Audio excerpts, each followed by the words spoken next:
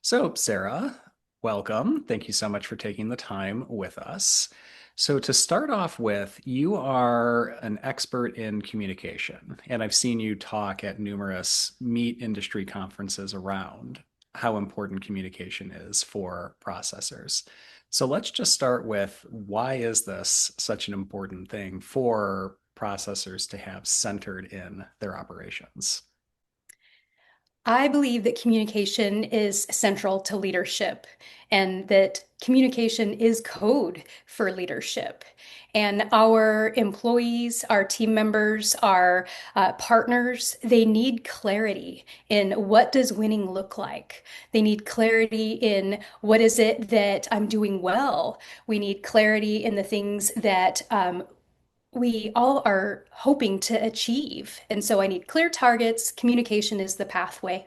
Right. And then a follow-up to that, because you might be talking with a processor, for instance, who will say to you, okay, yeah, that sounds great, but I'm focused on yield, capacity, these matters of getting product out and doing it as efficiently as possible. Where does communication factor in? So, what would your response be to someone who has that operations mindset of the machinery, the yields, and the output?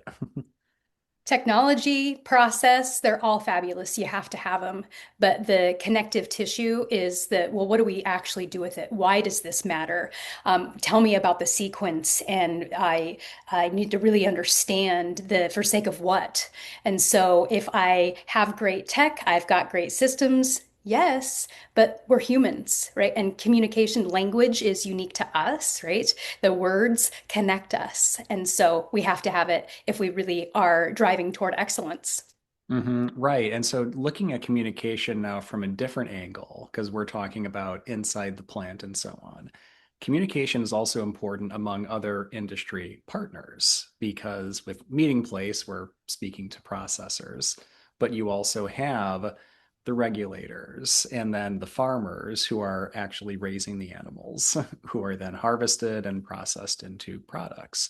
So speak to the importance of communication among all these industry actors and why you see so much opportunity in that space.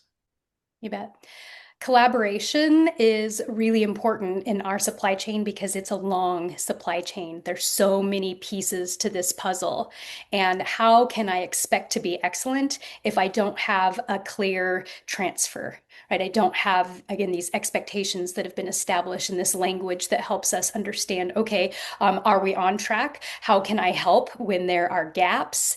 And so, we use sports for lots of analogies, but if I'm on the basketball court and I'm going to be passing the ball, I need the person that I'm passing to know, okay, is it coming? Is it coming to me? Is it coming fast? Is it going to be a bounce pass? What are those expectations? And so, if we really want to be not just mediocre, but we really want to be excellent, right? Saying no to status quo, the communication has to be up leveled, right? We just can't make any assumptions. We can't say, well, I sent you an email with all of the data and expect people to really extrapolate what matters most. We need the human contact so that we can be truly excellent.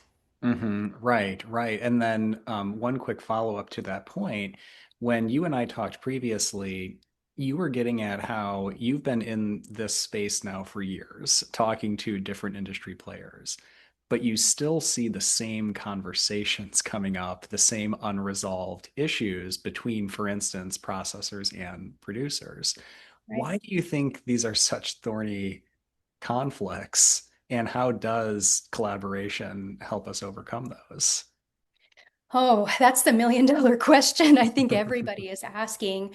But I think it comes down to ownership, right? We're always expecting somebody else to take the ownership and to share the information or to ask the question. And I think that we need to show a little bit more courage to say, hey, is it you or is it me?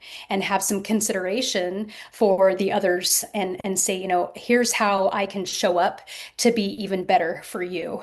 And so, yeah, we've got to quit assuming that somebody else is going to do it. We have to have courage to address the really thorny issues because I think that we don't want to upset the apple cart because we already have so much on our plates. And just look at the markets, right? We don't know what's happening, from one day to the next. And so we're just always in this constant state of flux.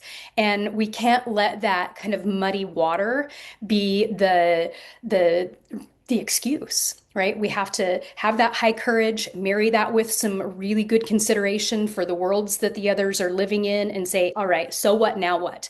What can we do to come together? How can we be better partners? And sometimes that means really direct negative feedback, and we have to be okay with that. Sometimes it's celebrating the things that we're doing really well so that we can do more of that, but we've got to have that flow of communication, no assumptions. Right, right. And so, final question then, which also gets at the flow of communication. When you're inside of a meat processing facility, and this is actually what you and I started talking about months ago for this feature, you might be on a production line and there could be a dozen different languages that are being spoken amongst the workforce. So, speak to communication amongst such a dizzying diversity of workers, and then critically, where empathy comes in for processors communicating with that workforce.